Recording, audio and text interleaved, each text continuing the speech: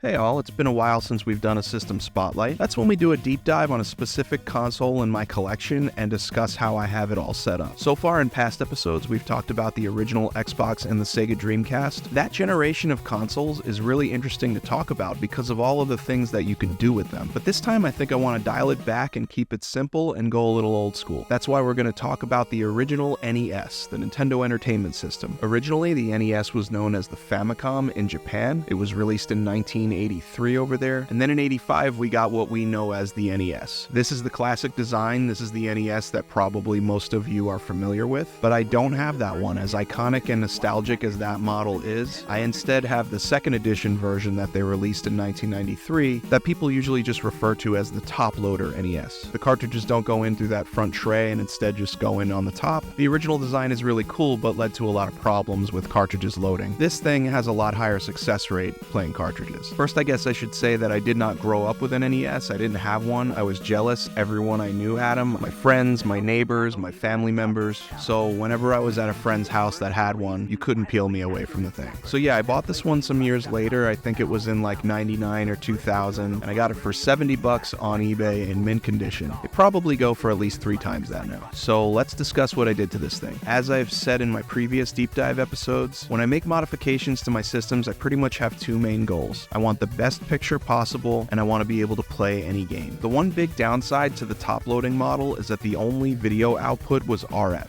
RF connections look absolutely terrible. It's the worst of the worst. So first thing we did was replace that. The way the most common video game console video connections go are RF antenna are generally the worst looking. Then you have composite, looks better, still blurry edges. Mostly that's because the 2 video signals, chroma and luma, that's color and brightness, are both going over the same single cable. So while some people prefer it for nostalgic reasons, making the argument that that's how these consoles were designed to display, I don't necessarily buy that as a general rule. The next step up is S-Video, and it's a big step up because it separates that chroma and luma that I mentioned. But I've modified every single system here in my collection to use none of these. What I am doing is another step up. Every system I have is either using component video, which is a form of analog HD, I guess you can put it simply, or I'm using SCART. SCART is more of a European connection, but picture-wise it's on par with component, or I'm using HDMI, which everyone's familiar with. That's what everything pretty much uses now. Every single system I have is using one of these 3 video connections. So in the case of my NES, I soldered a new board into the unit, and that's the NES RGB board, and the connection that I put in is just the Nintendo multi-out. It's the same multi-out connection that's used on the Super Nintendo, the N64, and technically even the GameCube. This connection wasn't out at the time of the NES, but we put one in. There is an NES HDMI mod out there, but for old systems like this, I like to output as clean an analog signal as possible. I like the look of it better. That way I can put that really clean analog signal right to my video upscalers, which I'll get into later. And that I think gives the nicest results. And sure, installing that board into the console is super important, but that's only part of it. You also really need a high quality cable to get it there. So for the NES, I'm using this Insurrection Industries SCART cable. Very high quality, no interference. While I was in there, I put a little LED under the power button. Nothing too crazy, just want a little light in there to show if I accidentally left it on. So that's it for the internal part. I also like to replace the original power supplies for most of these systems with Rondo Products Triad power supply. They're just really reliable and not subject to a lot of the aging that some of these have gone through. So on the subject of getting the best picture, this RGB signal goes to my G-SCART switch. It's just an automatic multiple input SCART switcher. And then that signal goes out to my RetroTink 5X. I've talked about this before. It's a video upscaler. It's great. This device is currently upscaling this signal to 1440p. Here's what a nice clean digital output looks like using this. What I tend to do, especially in the case of the NES, is I like to use some CRT filters. They give it a really nice old school scanline look, but that look isn't going to translate well in this video. When you put scanlines on in captured video, it gets edited, it gets exported in different formats. Even if you export it correctly, when you upload it to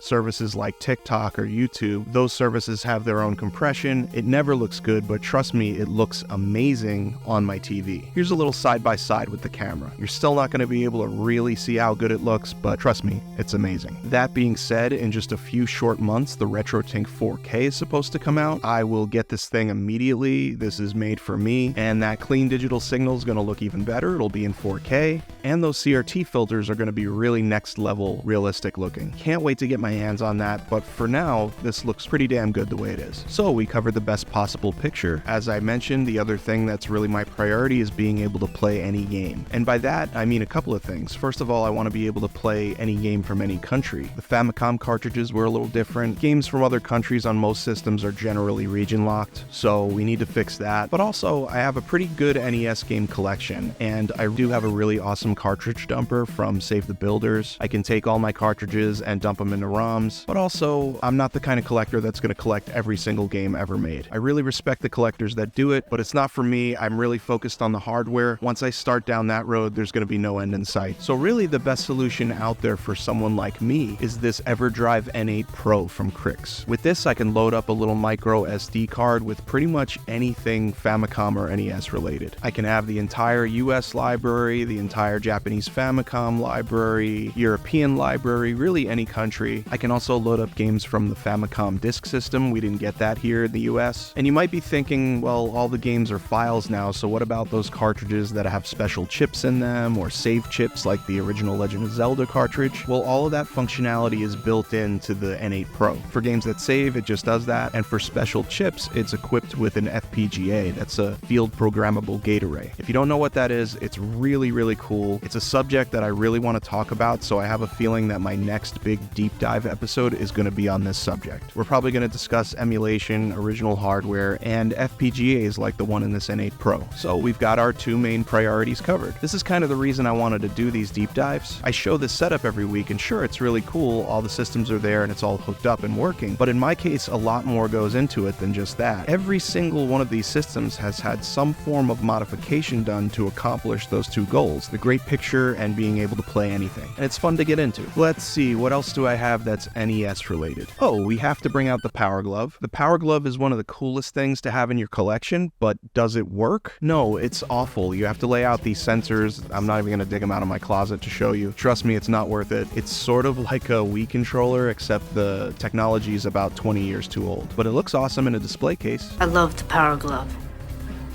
It's so bad. Also, I've mentioned my old bar a couple of times on the channel. I used to host video game nights there, had an NES night, and I bartended the entire night wearing my Power Glove. Also, while working that night, I did speedrun Mario 1 in 8 minutes and 30 seconds. By no means a record-breaking speedrun, but I'm still proud of it. Did it in one try with an audience. Let's see, I've got an NES Advantage, cool thing to have for certain games. And let's go up to my controller wall. Got a Zapper light gun, not the original gray one unfortunately, but this'll do. Got a wireless Hyperkin controller, not the best, but depending on the game you're playing, it does the trick and it's super easy to use. Two regular NES controllers with the turbo buttons on them. This is the original Fishbone controller that came with my top loader NES. And I have an NES Max. Looks really cool. It's not that cool. It kind of sucks actually. And yeah, I think that's all my NES stuff. I hope I'm not forgetting anything. Feel like I might be. So yeah, what did you think? And what's your take on the NES? What are some of your favorite NES memories? It's a classic, it's a staple, it's amazing. And it single-handedly saved the North American video game industry. Like I said, I'm probably going to do a technical emulation deep dive next, but after that, what's the next system you'd like to see a spotlight on? Let me know in the comments, and I'll see you next week when we spin the wheel for episode 30. It's a big one. See you then.